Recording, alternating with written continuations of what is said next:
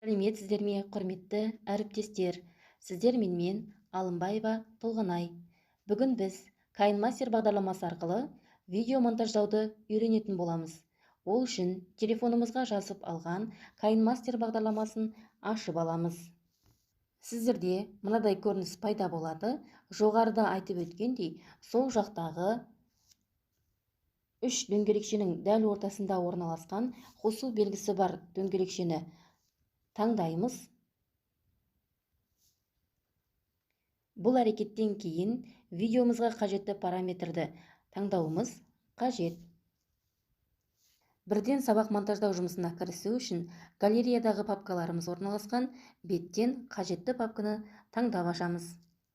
Бірінші видеода айтып өткенімдей, бейне сабағымда қажетті сурет, слайд, видеолар сақталған сабақ монтаж атты папкамды ашайын. Ескерте кететін бір жағдай, сабақты монтаждауды бастауымыз үшін бізге алдымен фондық видеоны немесе суретті таңдап, видеомыздың көлеміне байланысты ұзартып алуымыз қажет. Мен өз сабағыма фондық сурет таңдадым. Осы суреттің үстінен бір рет шертіп және мына белгіні баса отырып монтаждау бетіне алып барамын. Міне бізде мынадай монтаждау алаңы ашылды. Бірінші видеода айтқанымдай, бұл жерде үш алаң орналасқан. Бірінші алаң монтаждауға қажетті функциялары бар алаң болып есептеледі.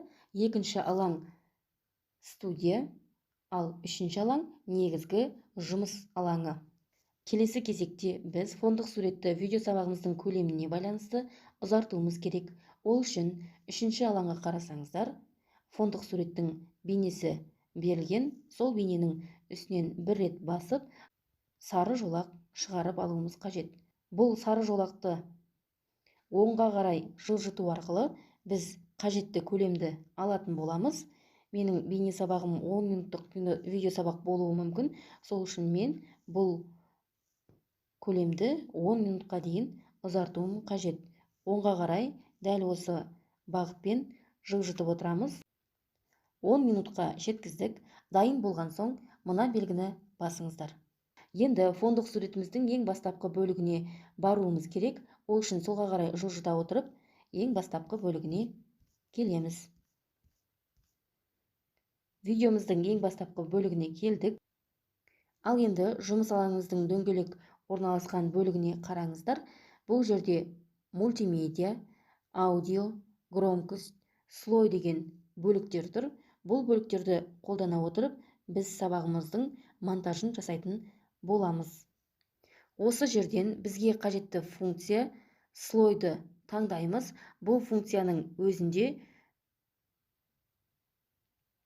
бірнеше мүмкіндіктер пайда болады. Мультимедианы таңдап, бізге галереямыздағы қажетті папканы ашып, сабағымызға видео суреттер қоса аламыз. Ал тексті таңдап, әртүрлі мәтіндегі сөздерді жаза берсек болады. Бізге қазірше бұның қажеті жоқ. Сол үшін назад деген белгіні басып, шығып кетуім керек. Ал енді мен сабағымның монтажын бастайтын боламын. Ол үшін сабақты бастамас алдында балаларға сабақ басталғандығын білдіру мақсатында қоңыраудың сыңғыры естілетін қысқа ғана видеоны қолданғым келеді. Қоңырау сыңғыры естілетін видеоны таңдау үшін слой, мультимедиа, осы жерден сабақ монтаж деген папканы ашып, қоңырау суреті берілген видеоны таңдап аламын. Міне видеомыз студиямызға орналасты. Келесі кезекте видеоның жан жағындағы қара жолақтарды алу үшін бірінші жұмыс алаңдағы функциялардың бірі обрезка функциясын қолданатын боламын. Енді бұл видеоның көлемі маған ұзақтау болып көрініп тұр. Сондықтан бұл видеоны қысқарту үшін бірінші жұмыс алаңында көрініп тұрған қайшыны қолданатын боламын. Негізгі жұмыс алаңында видеомызды қажетті ұзақтыққа дейін қызыл сызғыш тәрізді сызықпен белгілеп, бірінші жұмыс алаңында орналасқан қию бөлігіне обрезать справа от точки деген екінші мүмкіндікті пайдаланатын боламын. Міне, осындай видеоларды оң жағынан да, сол жағынан да қиып алып тастауға болады. Енді дайын болды. Келесі кезекте сабақ үшін түсірген видеомды қосамын. Тағы да слойды таңдап, мультимедиадағы сабақ монтаж деген папканың ішінен керекті видеоны алуым керек. Маған керек видеоны таңдаймын. Міне видео, байқасаңыздар видеоны көк матаның алдында отырып түсірдім. Бұл көк мата хромакей деп аталады. Енді бұл көк матаны алып тастау үшін бірінші жұмыс алаңнан цветовой ключ деген мүмкіндікті пайдаланатын боламын. Ол үшін включить тетігін басамыз. Міне видеомызда көк мата өшті, бірақ әлі де анығырақ болуы үшін мына екі қызыл жолақтарды оңға және солға жылжыта отырып, біз видеомызды анықтап аламыз.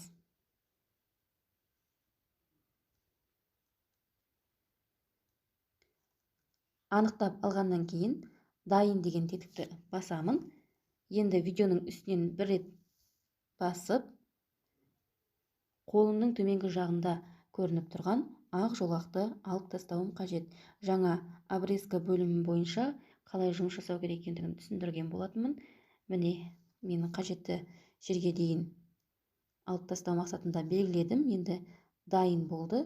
Бұл видеоны студия столына орналастыру үшін сәл кішірейтіп алайын. Оны мына екі жаққа бағытталған сызық арқылы кішірейтетін боламын. Дайын.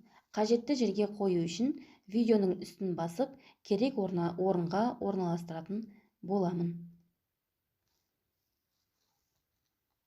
Дайын. Енді осы монтаждап жатқан видео сабағымның монтаждалу барысын тексеру мақсатында видеоны басталған жеріне әкеліп, ойнату тетігі арқылы қарап шығатын боламыз. Сәлеметсіздер ме, құрметті оқушылар? Қазақ тілі сабағына қош келдіңіздер. Бүгінгі біздің сабағымыздың тақырыбы тарихи тұлғалар өмірі деп аталады. Енді дайындаған видеомда қазақ тілі сабағына қош келдіңіздер деген жерде қолымды сілтеп көрсетіп отырған қазақ тілі кітабын орналастырамын. Ол үшін видеоны солға қарай жылжытып, кітап орналастыратын жерге дейін қызыл сызғышты алып барамын. Міне осы жерге мен қазақ тілі кітабын қоюым керек.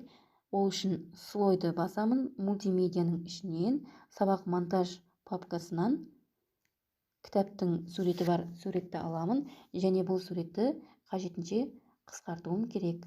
Міне, қажет мөлшерде қысқарттым. Әрі қарай кітаптың үстінен басып, қажет жерге дейін алып баруым керек. Дайын болды.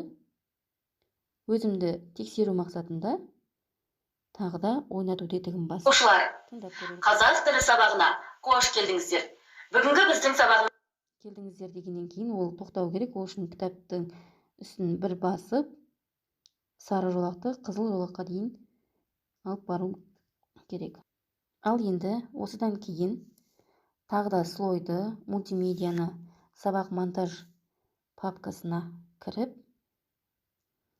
сабағымыздың тақырыбы жайлы слайдты таңдап алуымыз керек. Қара жолақтарды алып тастаймыз. Обрезка бөліміне кіріп отырып алып тастадық. Енді қажет мөлшеріне дейін қысқартамыз және керек жерге қоямын. Дайын. Бүгінгі біздің сабағымыздың тақырыбы тарихи тұлғалар өмірі деп аталады. Деп аталады деген жерге дейін мен видеоны созуым керек. Создым.